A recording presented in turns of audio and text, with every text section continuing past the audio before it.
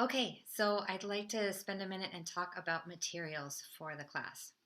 So I want to talk about the compass, first of all. It doesn't really matter what kind you use, with one exception. Do not buy a plastic compass. They crap out by the first day. So it turns into about a single-use plastic. So do get a metal one of some kinds. They're all great, but I have certain recommendations. One is for this compass. I love this compass. It's about $2 at an office supply store. There's a couple things it has going for it. One is it can open really, really wide, so you can make big shapes.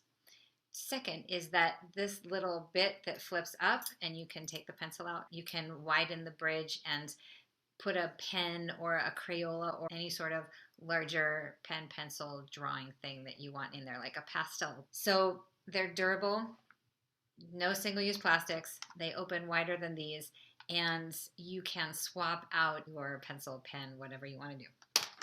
Those are my recommendations for compasses. Go ahead and get really fancy pants, whatever it is. We're doing basic things here. So about erasers, I recommend 3 different sizes when you're drawing geometries. One obvious standard for erasing big shapes, but additionally, you also want to get a small clicky eraser with that width, right? Because you're going to want to be erasing fine lines, and these really help.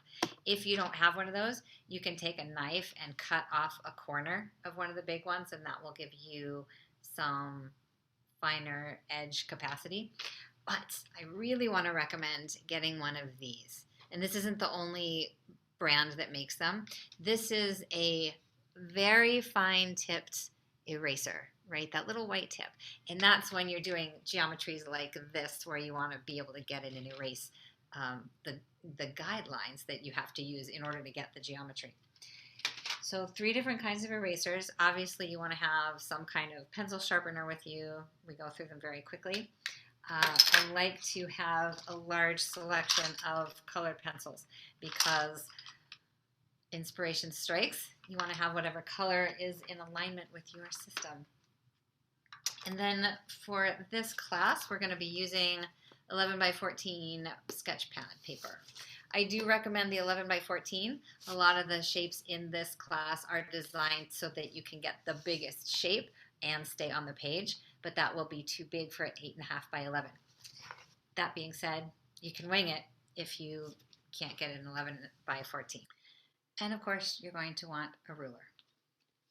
Now we're going to get into drawing.